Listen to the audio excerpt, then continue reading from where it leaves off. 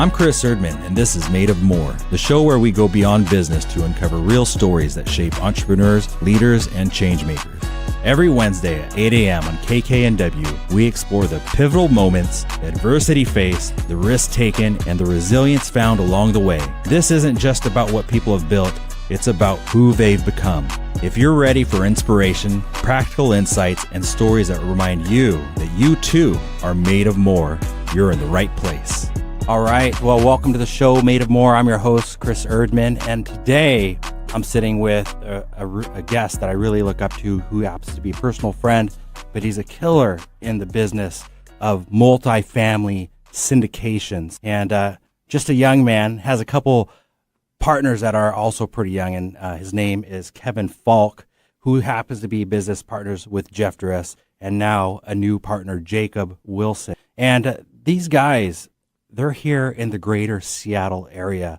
And more specifically, Kevin Falk was born and raised here in Seattle, born in Ballard, I believe. We'll get to that. And the reason why I have him on is back in 2021, they started their company called Nordic Partners. And they had $2,000 to their name to purchase a piece of property. And in 2022, they locked up that property that's in a syndication form and now and purchased it. A few years later, take us here till today in 2025. They personally own or are part of over 200 real estate doors and are managing a lot more. And I just got to say, wow, that we got Kevin here on the show today to share his journey, not just in real estate, but his personal life. And he's going to share some nuggets with us that's going to be worth your while in listening. So, Kevin, welcome to the show. Made of More here today. Thank you for joining me. Chris, thanks for having me. Yeah. And appreciate you still calling us young. I think I turned 38 next month, so it's starting to get up there. But man, that's young to me, bro. Yeah, well, we got a lot of gas in the tank and tread on the tires to continue to do what we're doing, and it's an honor and privilege to be here with someone as successful as yourself in the niche business that you've done, and to be across the table. It's been a dream to get here and to do it with really good people. It's been a lot of fun. Well, I appreciate it, man, because like you've really you treated this friendship with like a high level of respect, and in fact, like even invited me on to help raise capital for some of these for your company, for these properties, which is really amazing. So thank you for that. Well, absolutely. You've been a great part of the company and the success and introducing us to great people. And I think, as we get to talking more, that's kind of the most important backbone of our business is we like to do good business with good people because life's too short. Life is too short, isn't it? 100%. Amen, man. Well, before we get into all the business stuff, I want to go back to your early years. And I have no idea where you're going to start. Okay. But take me back to your early years. Like, what was it like you for a kid? Well, I grew up in the old Seattle before all the tech boom and, just massive development and change in our city. So I grew up in Ballard, two great parents, a brother and a sister. And, you're able to ride around the streets and with your bike and hang out with friends and zip around to the community centers. It's gotten a little different, but, it was the youngest? Yeah, I'm the youngest. So I got an older brother and an older sister. And my parents are still happily married. They've now both retired. And, growing up, just had such a great, nuclear family and then people around me. And I think that that's transitioned well into the business world as we've built a family ourselves with Jacob Wilson and Jeff Dress. They're brothers to me as well, as close as you can get. And, it's nice to have that because we're in the trenches together in the business, working, grinding, building, but then we also care about each other outside of the business. And I think that that's probably one of the biggest parts of this is I've had such a good upbringing from such great parents. What made it great? Tell me a little bit about your mom and dad. Like, what was that like? They just instilled the hard work in us early. My dad was a commercial fisherman, and that's how our company name was called Nordic. I grew up in Ballard. That's an old Norwegian fishing town, and his whole lineage of his family is, commercial fishermen up in the Bering Sea. And if anyone knows, it's a very dangerous and brutal job. And then he also cranked wrenches for years as a mechanic, and it was just showing the hard work, grind, and dedication. just determination and saving and the old school mentality. And then my mom was an entrepreneur.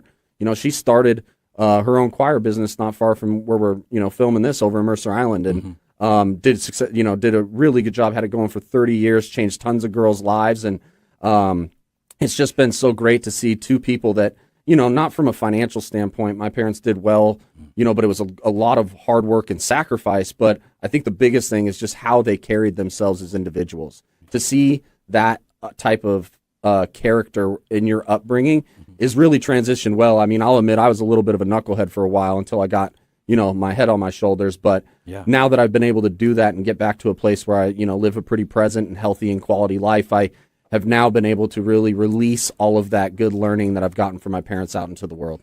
I love that. Thank you. We're going to get to that too. Yeah, for sure. But I want to know, with your mom and dad, they both kind of, sounds like your dad, being a fisherman, that's kind of an entrepreneur. You have to go out there and you're bringing the fish back. And your mom with the choir business. Did you ever get to tag along?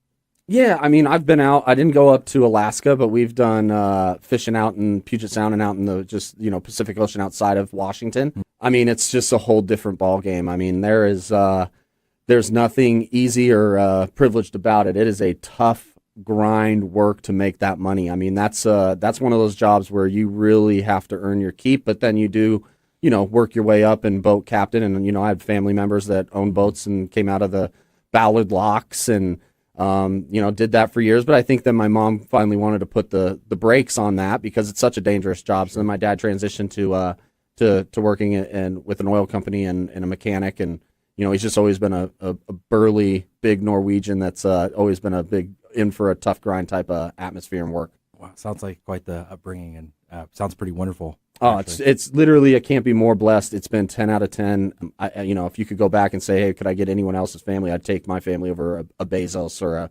Musk, There's no monetary value of what you could put together on having such a great family that I've been able to be brought up with. So it sounds like they taught you the value of hard work and just sticking through things. Because what other attributes do they have anything else that they've taught you that sticks with you these days? Yeah, I think it's just the basics, just the fundamentals. Health, you can't have your wealth without your health. You need to move, you need to work out, you need to be healthy, you need to eat well, little to no substances, just that type of mentality. And then saving, they came from great, their family, Great Depression eras, World War II, all these times where, you had to save, a penny saved is a penny earned.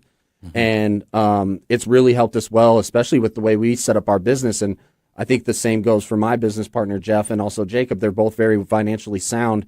And so we're very good on leaving runway and capital reserves. And it's the same way we look at our deals and underwrite and make sure that we're always having runway to do business versus trying to take profits and running lean. So I think, if I look back, there were so many pivotal times in the way I was brought up that's just transitioned well into business. Nice. Well, sounds like childhood sounded pretty wonderful overall. Yeah, it was great. Sports, football, baseball, basketball. Now a big golfer, but a lot of that also, being a leader, being part of a team, all that type of stuff has a really big impact on just how you build a team around us. Now, when we started the business, like you said, with $2,000, it was just two partners, and now we have a third, Jacob. But now we have 13 employees, and we have to be kind of quarterbacking the rest of the team and making sure that everyone is involved in part of this, doing the right things. Exactly, 100%. Let's keep backing up a little bit more because you got one heck of a story before that $2,000. Before you guys started Nordic Partners. What was the path like? Between your childhood, it could be. Let's fast forward a little bit, but before we get to Nordic Partners, what did life look like? Yeah, it was great. High school was a lot of fun. It was a great time spending, I had a huge group of friends, still keep in touch with some of them. You kind of grow apart as you grow older, but was always social. And I think that that's a big part of this business is your network is your net worth. And so that's why we've been able to be so successful is in the early stages of my career was always networking, learning, jumping from different service lines, understanding all different aspects of the business, staying in touch with a lot of people that were going to be successful, which then, now turn into investors with our company. So building that network, but younger, having a big network and a big group of friends and people that you hang out with and stay in touch with, it's really helped out with the business in the long run. What I hear about your network is relationships. Oh, that's huge. Yeah. I think that's why you and I really clicked it off because when Tommy introduced us, we just started talking and we started relating, and it wasn't necessarily about business, even though we shared about business goals, dreams, and accomplishment. It was mostly a lot of personal stuff about goals, personal goals. It was about spirituality. It's about where we want to end up in life. And you're a very relational guy, and I feel like I relate to that a lot, and I think that's why we clicked. Well, I can't agree more, and that's the one thing I appreciate about our friendship and partnership is, any time we call each other, it's never like, hey, what's the next deal or what's business? We usually get to that, but it's like, hey, how are you doing? How's life? What's going on? Yeah. Is there anything I could do to help you? And that's really what I've found is, and that's the one thing I've done is, refined that larger network, still have it for the part of business, but when it comes to like the more micro of the relationships is having the ones that have the deep rooted. Mm-hmm. It's not veneer. It's not surface level. It's very, just, a lot of connection and stuff that has a ROI, and that's a way to talk about business, the return on investment, someone that brings value instead mm-hmm. of comes with their hands out. It's a transactional business, but not from a business standpoint, but actually where you're providing value to each other. You care. You're going deep in conversations. Yeah, and it's just someone that you can rely on, that's the big thing of our relationships, and that's the thing for our investors. Mm-hmm. There's so many investors that have come to us to say, hey, I have a house, can you do that? Mm-hmm. And we'll be like, well, that's not really in part of our business. We do apartment buildings, but let's look into it for you. Well, now actually got a call today. We manage 5 different people that invest with us, mm-hmm. single family homes. Yeah, and they're all full and with zero delinquency, and they're very happy. And we've cleared up time that they can focus on mm-hmm. spending time with family and friends, which I think we'll get to later in this conversation is actually even more important than all the business acumen. Absolutely. So after high school, thanks for sharing all that. I think that there's a lot of gold in here, and people are going to see when they're listening to you that your excitement, the level of excitement that you have for your craft and for your career, it's always popping through the roof just like this, and I think it's contagious. Thank you. But after high school, I looked you up a bit. I know you, but I had to look you up a little bit. What is Kevin's history and remind myself? So it looks like you didn't just end up at Nordic. You after high school you went to college here, didn't you? Yeah, University of Washington. University of Washington, and it seems like you already knew you wanted to be in real estate at that time. Yeah, it's kind of where I fell into. I always knew that it was going to be something along in business, maybe math, something with numbers, because I've always just been a numbers guy, and there's a lot of that goes into our business. And luckily, the network, the entrepreneurship. My mom had her choir company in Mercer Island. One of the girls that was in her, as a student, her father was working at CBRE. Yeah. And Craig Wilson, who's one of my, someone I would always tip the cap to, or a great mentor, got me a paid internship. And it's crazy to think back 16 years ago is for $8.13 an hour, but that's the best money I've ever made because it really showed me what was really important. And he had something that was very valuable that he told me, and that's really transitioned well into our business is, Kevin, if you ever wanted to be a good investor or a good broker, learn how properties work first. So I got into operations and I went and managed a bunch of, actually you can see some of them over there from through the window is some of the skyscrapers in downtown Seattle. Oh, yeah. So, yeah, I got into that, was working with Kim Berg. I think you can throw us a few names out here. She's at CBRE, absolutely stellar director. I think she's even running more now. But it like to have all of these powerful people come into your life, and that's why I was so lucky along my career was just to meet so many people that put a lot of time and effort into me. Yeah, they invested in you because they saw something. Yeah, and thank you for that. I probably didn't show it as well, but, we all grow through our 20s. I, like to live a fast-paced life back then, and we'll talk a lot more of that because I've definitely slowed it down and wasn't chasing kind of the first mountain of life, the materialistic things that a lot of people chase. That was my goal is the car, the watch, the clothes, and now it's more the connection, the people, the relationship once you get past that. That's I think a lot of us go through that at first, especially when we're younger, like, you know what, I want that car or I want X, whatever it is. And later on in life, we realize after you have enough of that, that's not where the happiness is. Well, yeah, it's so fleeting. Yeah. That's the thing is that you just get it and then, you forget about it. Yeah. And it's just, then it's always more and the next and the biggest. And then you realize they don't make you happy. Exactly. And you're always starving. Instead less, you're actually full. Say that again. You're always starving. Yeah. For more, when you're in that mindset, you're always needing, it's just a punishment for gluttony, actually, if you really look at it. And it took me a long time to realize that. Yeah. Yeah. And then eventually you kind of see that having less is more. You have less hanging over you. You feel more full. You have these relationships with people. You're building things. You're providing housing for others. We also have a charitable part of our business. I've been in the Big Brother program for 7 years, and you're a man of giving back. Oh, there's nothing better. That's probably the most fulfilling thing you can do in life, in my opinion, besides building a good quality, nuclear family and people that you care about. Yeah. So, okay. So you went to college, you worked at Microsoft, CBRE, Kidder Mathews. Yeah. And you found you found mentors along every single step of the way. Every single step. I mean, I can. Why is that? Do you think that you found mentors every step? Is it because your eyes were open for it? Or do you feel like it was luck? No, I think that the universe does things to good people, and I think it's gotten exponentially better through probably. I think I had a really big turning point in my 30s, right around age 30. I chose to quit drinking, and that was a huge thing for me. And so we'll get on that later as we hop on part of more of the call. But I think the biggest thing from that was there was this just turning point of not chasing all these things and focusing more on kind of that personal drive and think where to go. Yeah. And then that brought even more and more quality relationships and mentorships and partnerships. I want to know this. We only have a couple minutes here, but since we're talking about this, did you have any anti-mentors? Oh, I've had a lot. Yeah. What about, let's share one that sticks out to you. I don't want to put anyone, I'm not going to. No names. No, we won't go no names. I'll just say that there's been a very large amount of people that doubted. Yeah. And that's going to happen in any field to any person. And there's nothing better than, I've always said there's two different ways to do it. You can kill them with kindness, or you can torture them with success. Yeah. And I took the latter.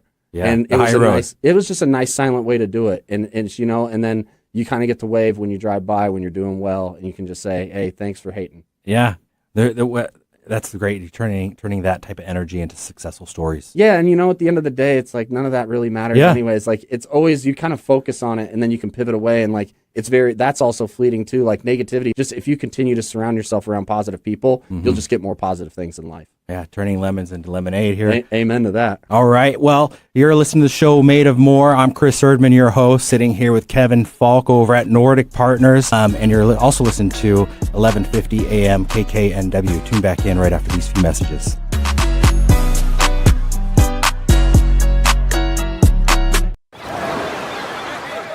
Hear that? That's the sound of your life. Perfectly imperfect. Beating in rhythm to the world you've created. But every time you drive after drinking, the music gets drowned out. Your life sounds pretty great. Don't let a buzz ruin it. Buzz driving is drunk driving. Don't drive buzzed. A message from NHTSA and the Ad Council. Are you ready to discover remarkable stories of resilience and cultural connection? This is Diaspora, a show sharing the journeys of first-generation immigrants from the Indian subcontinent now building their lives in North America. Inspiring, insightful, and always engaging, Diaspora offers a unique perspective on the immigrant experience. Join me, Aditya Mehta, my guests, on the Diaspora Show every Wednesday at 2 p.m. right here on KKNW. Tell your friends about Alternative Talk 1150.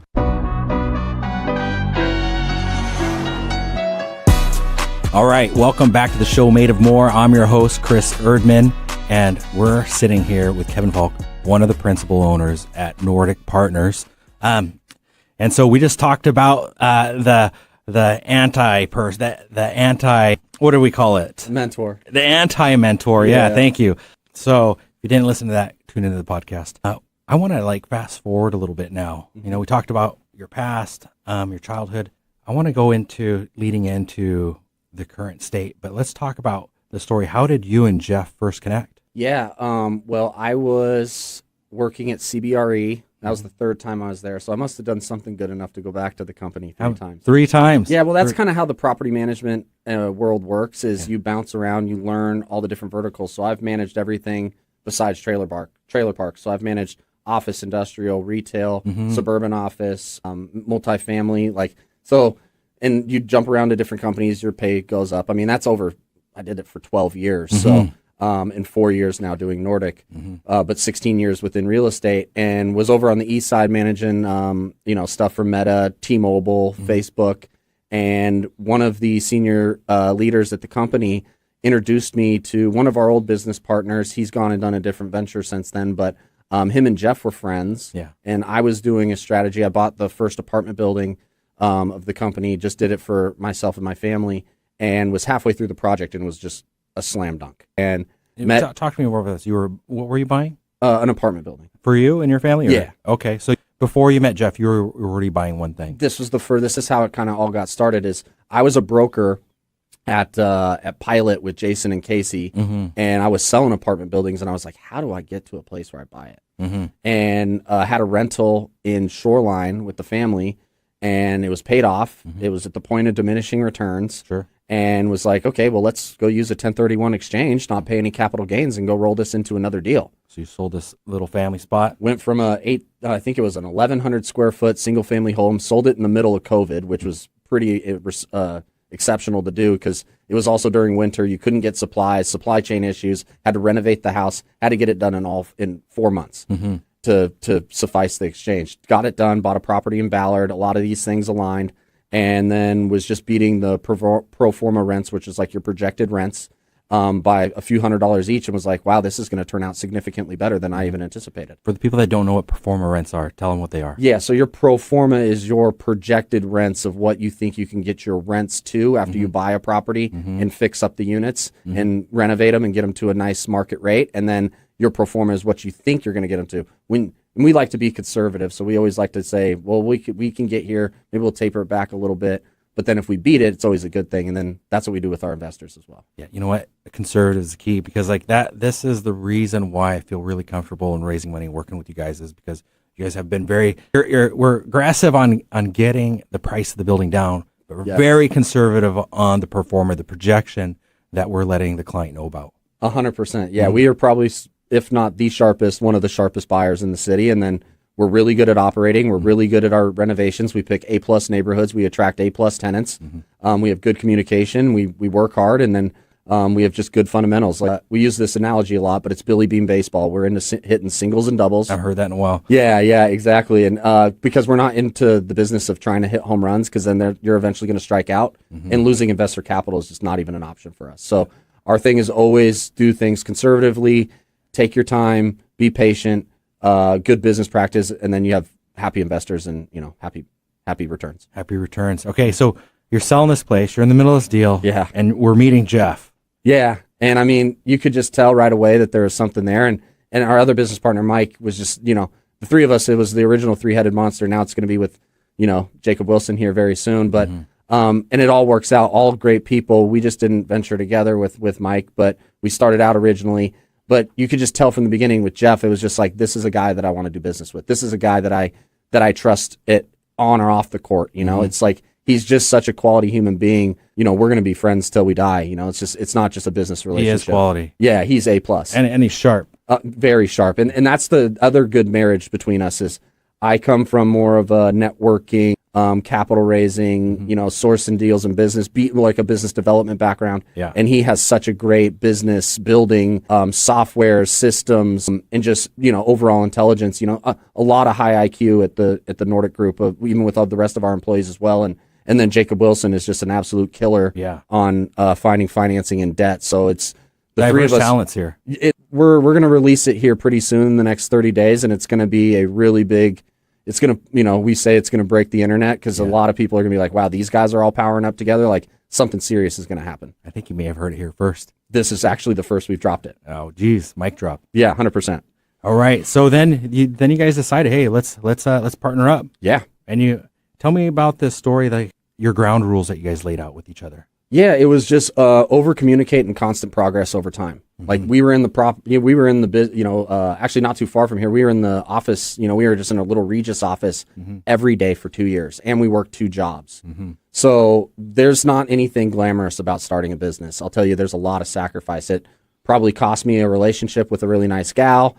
I mean, there was a lot of sacrifice. She just didn't see the vision. Yeah. But there's things that come with that. So like there is the sacrifice it takes to get to this place. And now that we're here, we have, significantly more free time. Jeff's now wife she saw the vision. And so, there's ways to make it work as well. But, you got to have people around you that see where you're headed and where you're going and support it. Because I mean, it was a 24/7 business. I mean, it still is, but the first 2 years, that's the toughest part to get to the kind of past that. Yeah, no, thank you for sharing that. I want to back up just a little bit because Yeah. there's a really good point here that I think a lot of people need to hear is you lost a relationship choosing this vision. Yeah. Something pretty, and from what I understand, talking to you is a pretty strong one as well. Yeah, Close definitely. one, pretty close. Yeah.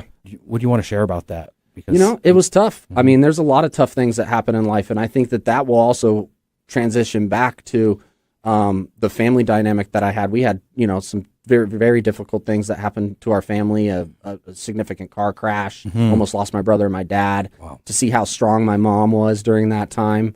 I mean, it was a very impactful thing. And so to be able to still be resilient and to see that and to be able to still push through and to see and have belief of where you need to go. And once we started Nordic, I finally saw that. I saw that there was the people that are around me were the people I wanted to be with and the people that I wanted to, go to war with. Because, I mean, yeah, that's a pretty significant term to use, but you're in there every day. You're building. It's brutal. There's pitfalls. There's ups. There's downs. There's successes, but no one, especially on the property management side, it's a very thankless business. Yeah.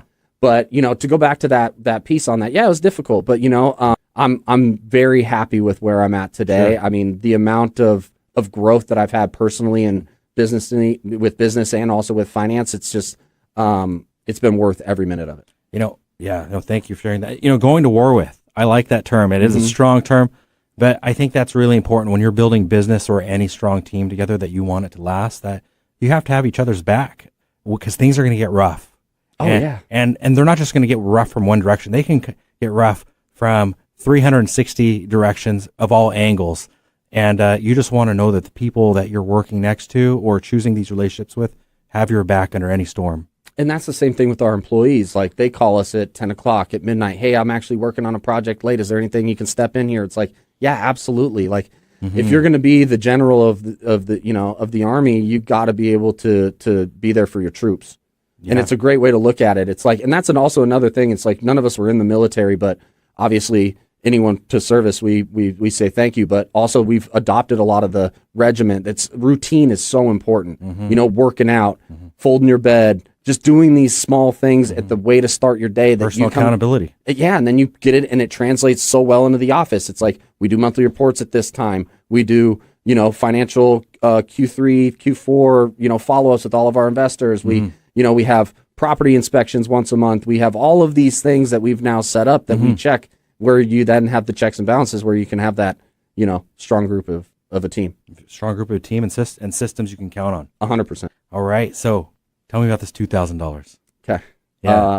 Yeah. I mean, when we started the company, I wasn't rich. And that's because, like I said, growing up from my early 20s to my late 30s, I was a pretty big party guy, party boy. When I die, my last check's going to bounce mentality. That's just the honest truth. What a 180 from the guy I know. I know. It was not many people make that big of a turnaround change, but sometimes flowers bloom late, and with the $2,000 is we just started it. We pooled it together. Went and opened up a bank account at Umpqua with Tommy. Okay. Yeah, that's our guy. We'd love to give him a shout out. If you want the best customer service in the game, Tommy Wang at Umpqua. I mean, the guy is just it's same thing. Picks up the phone anytime. Always there to help us. I would love to have him here. He's been great. I remember I walked into his bank with the $2,000 and opened up a bank account. Yeah. And we had some laughs together. And I said I'm going to be back with a lot more money one day. Yeah. And I think now we have, with all the accounts we have open up with them, there's a lot of zeros at that bank. And we have, you have to have multiple accounts for multiple buildings. We have 70, 80 bank accounts with them now. Yeah. And Tommy's just the guy that he can spot people and he knows who to believe. Like, I think he's a believer in people, isn't he? Yeah, he really is. And that's a big thing. And you also have to believe in yourself. And so that was our whole mentality, is like, okay, how do we do this? Let's go figure it out. Let's go find someone that's already done this. So we went and met with two guys that we knew from the space that I used to do deals with, and was like, okay, guys, how did you get this set up? Not like, we understand the fundamentals. We understand the numbers and the underwriting and all that and the deals and how to operate, but we need the system set up. Like, who's your attorney? Like, we have to file with the SEC. There's a significant rules and regulations behind our business. Like, who do you use to do that? And now we have Did you already know who your attorney was? No, we found him. It's Greg Russell at Peter Russell Living Good. They are phenomenal. 10 out of 10. All right. Well, hopefully his phone rings a little bit more now. It should. Well, and that's the thing is we'll drop a bunch, like there's so many people we work with, like Jacob Wilson at Crux Commercial Partners, like the best debt brokers out there. And it's just, we want to make sure that these people get some recognition because they're such good to work with. That's the whole fundamentals of our business is life is too short. Work with good people that do good business and good things happen. I love that. Yeah, 100%. And that's why we work with you. Thank you, man. We're going to put that on a shirt there. Yeah. All right. So what risks were you taking at this point, and what was the building that you found?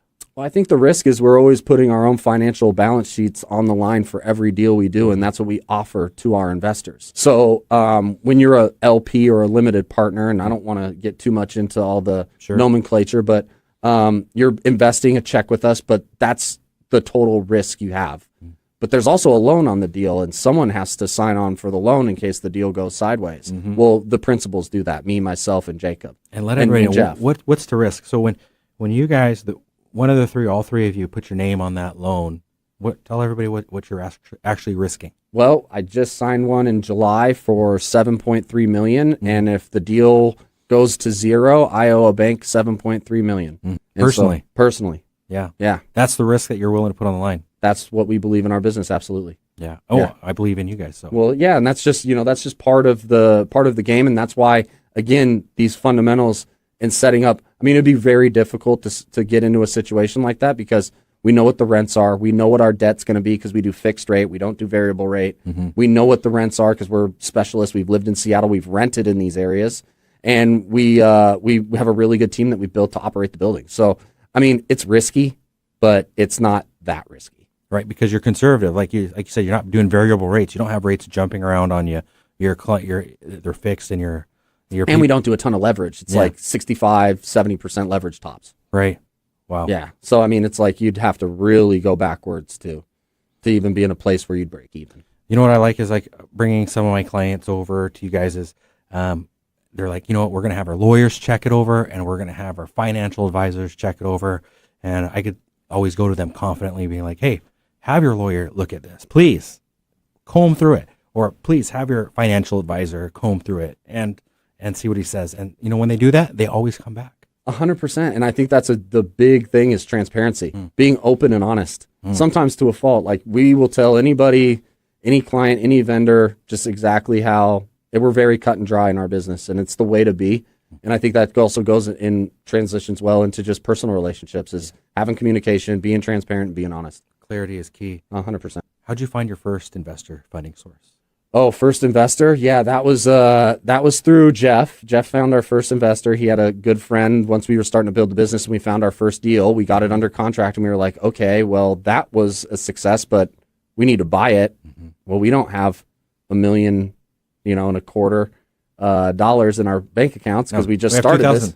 Yeah, well, actually, we don't have less because we actually had to buy the guys that gave us kind of all the stuff, a $500 box of wine. So even though I'm not a drinker, it was a nice gesture and it actually worked out well because they gave us all this stuff. But then we were, under contract and we were like, okay, well, we have to go raise the money. So Jeff had a good friend. One of his other business partners had, a $500,000 check. So then we had to go raise another $700,000. And I had a really big network of people that trusted me that, believed in what we were doing. And, we went and did it from 50, 25K, 100K checks to fill it out. And, that deal is now on year 3 or year 4, and we've been firing out distributions and it's fully turnkey. It's in a great pocket in Queen Anne and it's 100% leased right now. The tenants are very happy. It's just, again, it's just, if you just do it the right way, you get good results. Yeah. What I hear here is competent and experience. Like you guys had experiences running companies before and doing your thing and the competence. And I feel like the friend lended the money, not just as a friend, but because they really believed in what you guys could do. Well, yeah, he believed in the returns. That's the other thing. And then, just having that business plan and execution. Execution's everything. And then just, putting one foot forward, one foot in front of the other and showing up every single day and never cloudy, 100% dialed in. And it's a great way to do business. Share the hardest problem you faced before you go to the next. Oh, on that project, probably 3 days before we were going to close, and I didn't have a lot of money, and we had investor money on the line with that investor. He was willing to put up the earnest money. They told us that they weren't going to give us a loan 3 days before closing. And we would have lost $50,000, which would have completely torpedoed our entire business. And you solved it. We'll get into that. We did solve it. Okay. Yeah. Well, you're listening to the show Made of More. I'm your host, Chris Erdmann, and we're sitting here with Kevin Falk, one of the principal owners at Nordic Partners. Tune back in after these messages.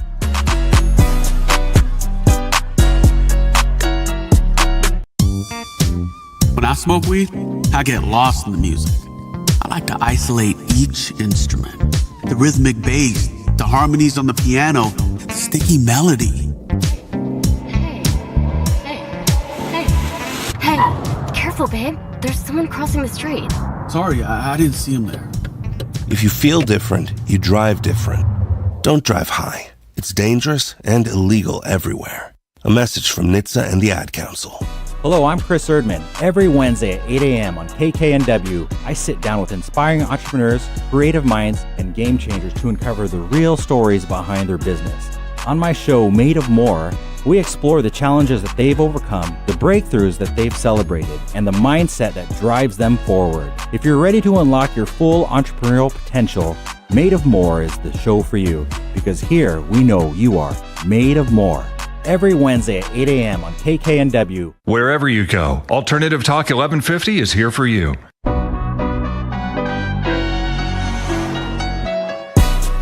Welcome back to the show Made of More. I'm your host, Chris Erdmann. And again, we're sitting here with Kevin Falk, of one of the principal owners at Nordic Partners. And he was just dropping a bomb on us on the story of like one of the problems that he faced. And it was one of the lenders on one of his first deals was backing out last minute. How many days? 3 days before closing. 3 days before closing. And the lender that was supposed to bring this deal across the line, who's been working, how many days were you guys working? We were 87 days of the 90 days in, and we had all the capital raised. And I mean, talking lost sleep, late nights of raising all that money. And to read that email was probably one of the biggest gut drops I've ever seen. I didn't know what to do. I want to know why. Well, it's because when we started, interest rates were at 4 or 4.25. Maybe it was even 3.75. This was when it was juicy to get a deal done. And it was right in that like absolute turbulence of the market where rates went up, I think 100 bips in like 90 days. It was just tell everybody what chaos. 100 bips means. That's just your basis points of the interest rate loan. So it went from, I think, let's just say 4 to 5%. And we were locked in on a rate lock at 4. And they didn't want to put a loan out because they were trying to get out of it because they could go get 5% money. Right. That was my gut check. They're trying to push you guys out of the way. And we were a brand new group. So like, just young guys. Yeah. Like we can maybe weasel out of this, but what happened next? I got on the phone and called Greg. And Greg is? My attorney. Yeah. Yeah, it's good to have a few of them. Yeah. So I have, an attorney for the real estate side, attorney for the landlord-tenant side, and then an attorney if you're in specialist. A specialist, yeah. Yeah, so we call Greg. Yeah, so we called Greg, and I said, Greg, and this is I think, what did I say? This is unacceptable, unappreciated, and it needs to get unraveled.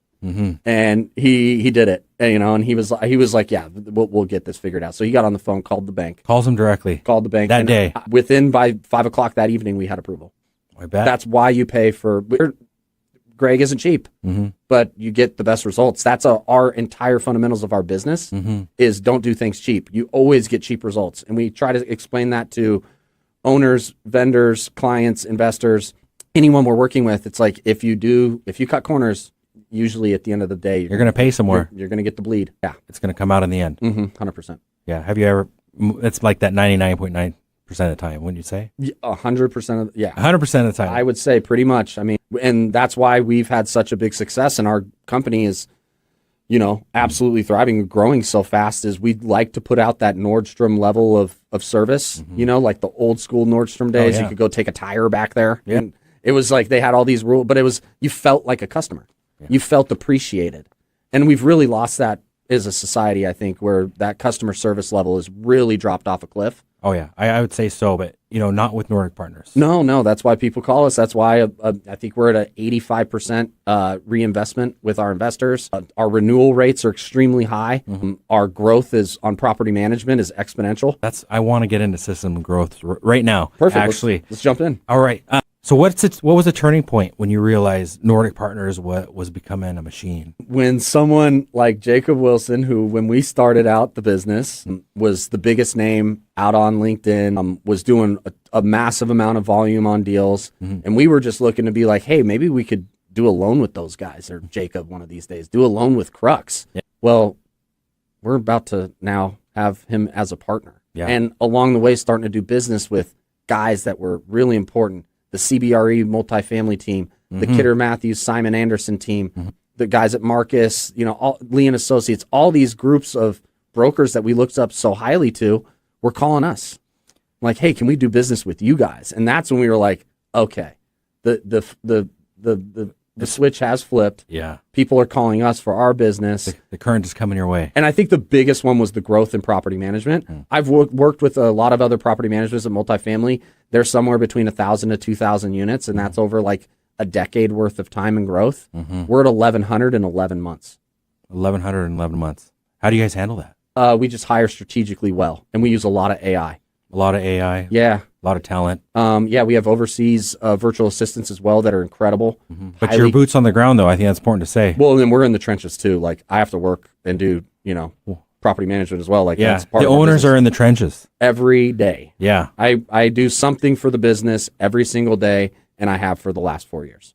What systems and processes have been most critical? Well, I think we're going to have to then. I wish Jeff was here to talk about it because we'll do another show with him. Let's do it. Yeah. We should, and we should bring Jacob in as well. It'd be really cool to have the whole three-headed monster here. All right. Yeah, we'll probably have a 3-part show here coming up. It would be really cool. Those guys are so sharp. But Jeff is, he just has SOPs and policies and procedures and business plans and just if you just look at like some of people that don't see it, like just the taxes we have to file for every single building, for every single account, for every single investment, all of our employees, 1099s, all of our vendors, like just doing that, you have to also have really good vendors you work with too. So like Pitch CPA, they're our CPA firm. Like they handle and make our lives so much easier on that. You have to get K1s to every investors every year.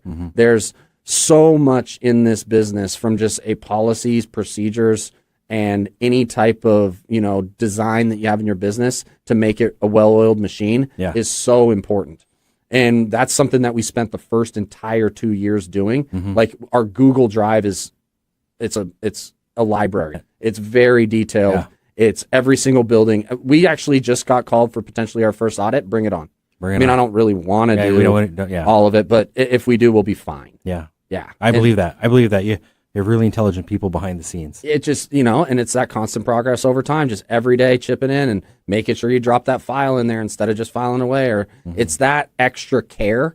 I think care is a thing that people don't really look at is like, if you just care, and that's why we also have Nordic Cares, because, it's good to give back, but actually caring. Yeah. No, that's one of those things where when I come across somebody that cares about what they're doing, I'm like, wow, that's special. In reality, it should be normal.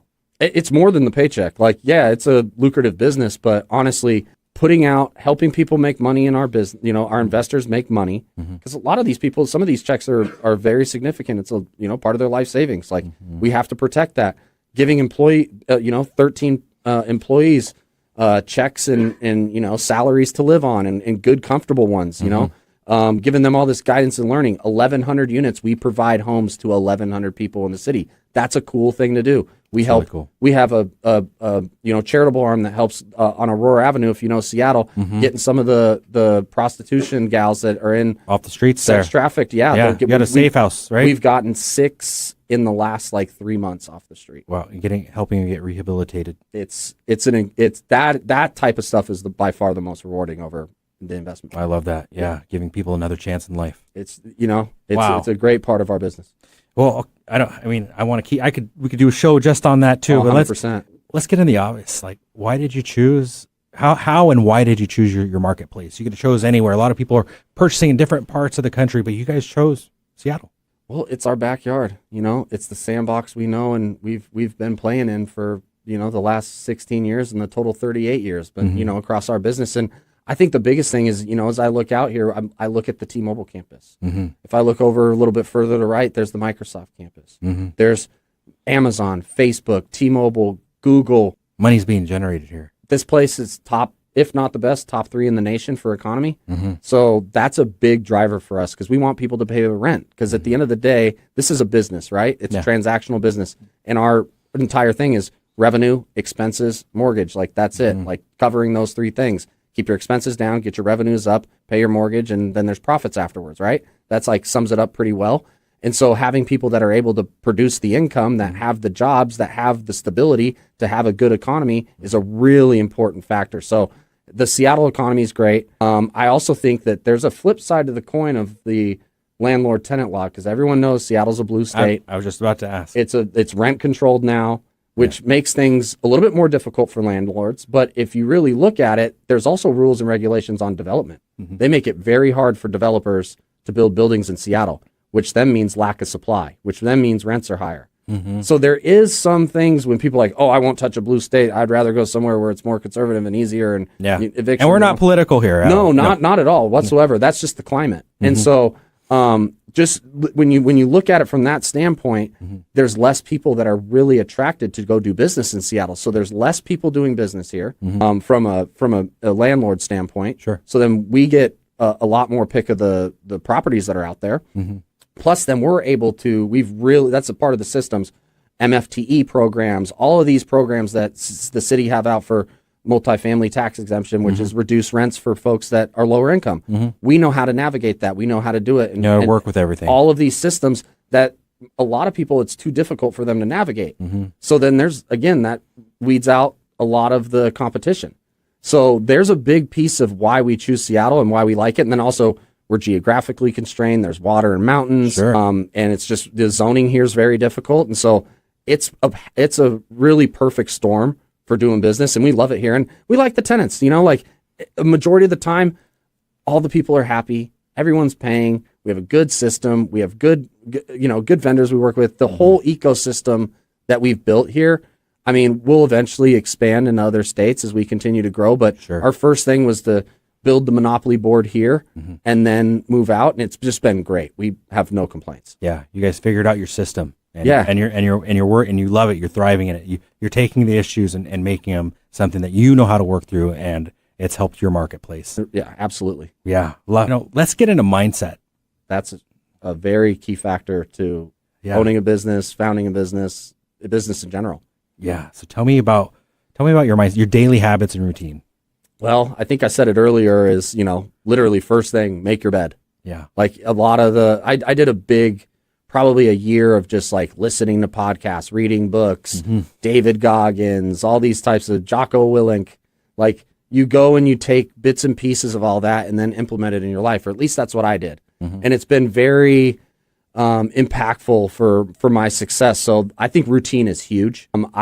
Personally, I've been doing intermittent fasting. Usually don't even eat before noon. Sure. 2 meals a day, meals that have one ingredient, strawberries, rice, chicken, and being just extremely healthy. Because again, I think Paul Allen had endless money. And at the end of his life, he said, you don't have your wealth without your health. Yeah. Because he got cancer. Health is your wealth. And that was something that I found that really stuck with me when I saw that. And I was like, I need to do the same. Because for a majority of my time, I just didn't really focus on it. So I think running, fitness, whatever your cup of tea is. You've taken on running since I met you. Yeah, a lot. And it's really helped me a lot. I've ran a few half marathons now.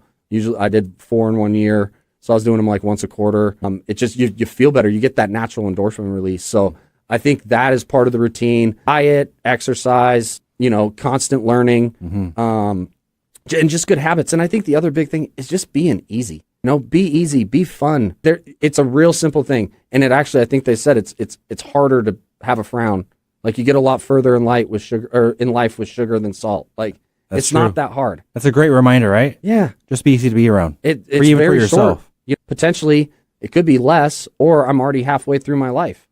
Like it goes quick. I think you got a bit more to go. Well, I'm just saying, it's never guaranteed. So all I will say is make it impactful and have a good time while doing it. Yeah. I think you've already answered this, but if you want to say anything else, how do you keep your drive alive?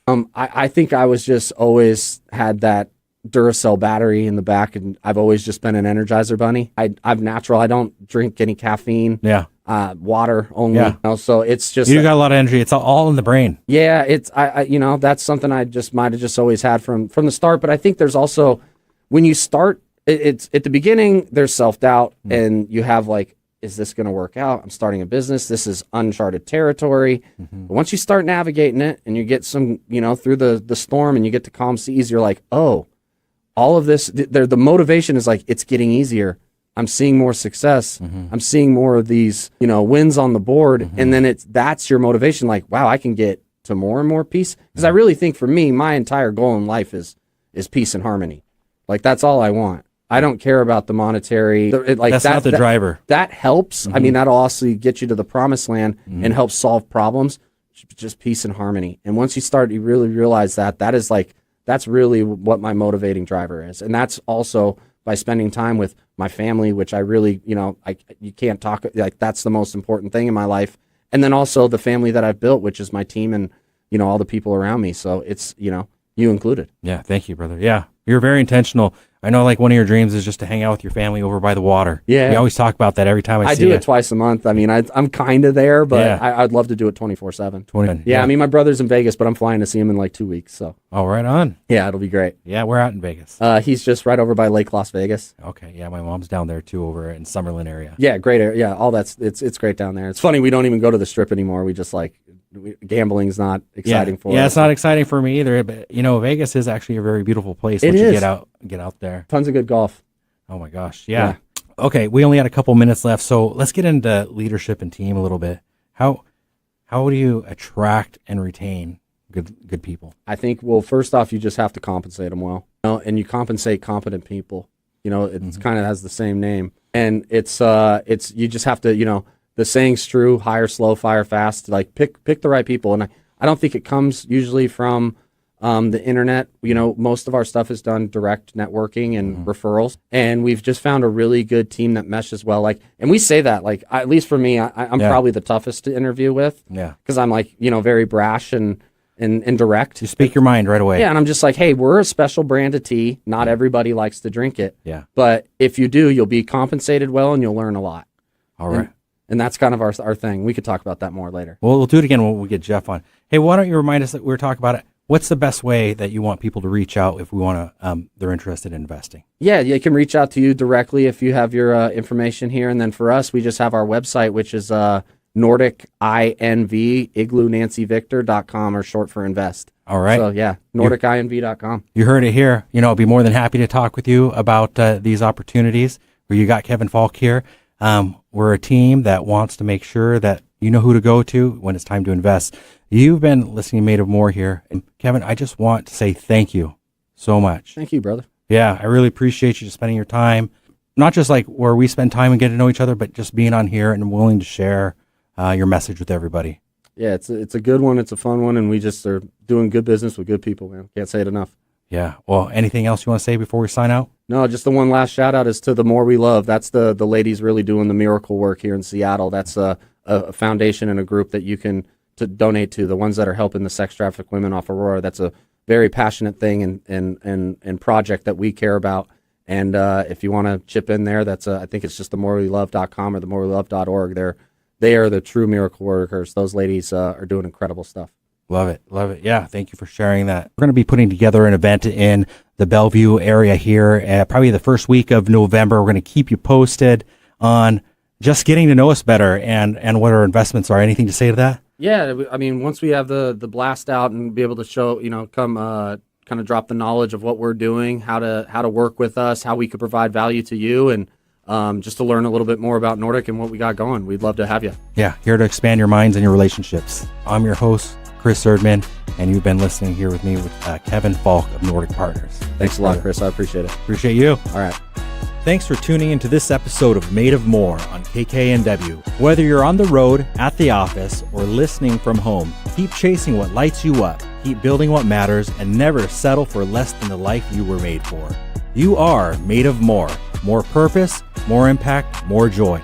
Made of More is part of the Speaking Current network of shows and podcasts, all of which that are dedicated to inspiring listeners to build lives of meaning, connection, and value. You can find the Speaking Current network of shows, including Made of More, wherever you get your podcast. You can also find us on YouTube. Until next Wednesday at 8 a.m. on KKNW, I'm Chris Erdmann. Stay bold, stay inspired, and stay made of more.